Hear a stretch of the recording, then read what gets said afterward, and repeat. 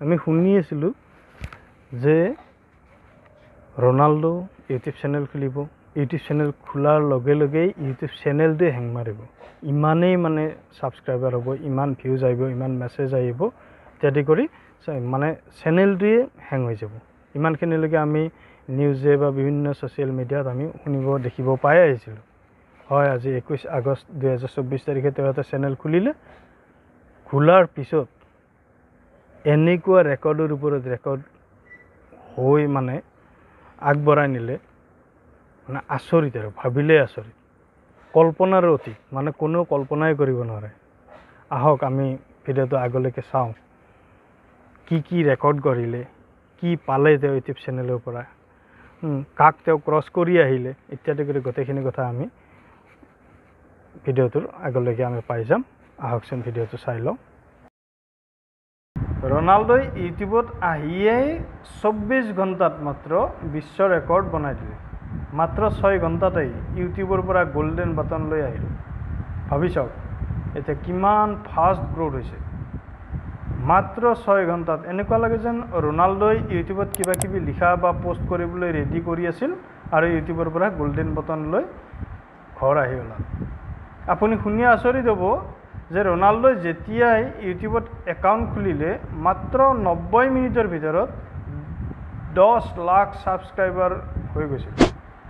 আৰু 24 ঘণ্টাততো ৰনাল্ডোৰ ফ্ৰেণ্ডছ যি আছিলে তেওঁলোকৰ কাৰণে ছাবস্ক্ৰাইবাৰ 20 মিলিয়ন পাৰ হৈ গৈছে, 19.9 বা 20 মিলিয়ন পাৰ হৈ গৈছে। Million, 20 million. এনেকৈ ক্ৰিষ্টিয়ানো ৰনাল্ডোৰ চেনেল যিটো আছিলে সেইটো বিশ্বৰ ভিতৰত সকলোতকৈ ফাষ্টেষ্ট অতি বেগী চেনেল হৈ উঠিছিল। বিশ্বৰ বহুতো ডাঙৰ ডাঙৰ ইউটিউবাৰ আছিল, কিন্তু কোনেও এনেকৈ কল্পনা কৰিব পৰা নাছিল যে 24 ঘণ্টাত ইমান ছাবস্ক্ৰাইবাৰ হ'ব পাৰে বুলি। আৰু সেইজনেই ৰনাল্ডো যিয়ে এই অসম্ভৱকো সম্ভৱ কৰি তুলিলে। আজি ৰনাল্ডোই সকলো ৰেকৰ্ড নিজৰ নামত কৰি ল'লে। প্ৰথমতে তেওঁ চবতকৈ বেগী ফলোৱাৰ্ছ হিচাপে 10 লাখ ফলোৱাৰ্ছৰ জৰিয়তে ৰনাল্ডোই নিজৰ ৰেকৰ্ড গঢ়িছিল। 12টা ভিডিঅ' আৰু 7টা শ্বৰ্টছ মাত্ৰ আপলোড কৰিয়েই চিলভাৰ, গোল্ডেন আৰু ডায়মণ্ড বাটন মাত্ৰ এক দিনতে, মাত্ৰ 24 ঘণ্টাত পাবলৈ সক্ষম হৈছিল। ইউটিউবৰ সকলো এৱাৰ্ড একে দিনতেই পাই গৈছিল। সহজ কথা নহয়। ইয়াৰ আগতে ইউটিউবত যাৰ ৰেকৰ্ড আছিলে সেয়া আছিল মিষ্টাৰ বিষ্ট। তেওঁৰ নামত আছিল 132 দিনত 10 মিলিয়ন ছাবস্ক্ৰাইবাৰ কৰাটো। তো ৰনাল্ডোই দেখুৱাই দিলে 132 দিনত 10 মিলিয়ন মাত্ৰ 12 ঘণ্টাত 10 মিলিয়নতকৈ বেছি ছাবস্ক্ৰাইবাৰ কৰি মিষ্টাৰ বিষ্টেতো মুখ মেলি দিলে। মিষ্টাৰ বিষ্টে এই কথাখিনি দেখিয়ে ইউটিউবৰ এনেকুৱা এটা প্ৰগ্ৰেছ দেখি ৰনাল্ডোক মানে তেওঁ মুখ মেলি দিলে।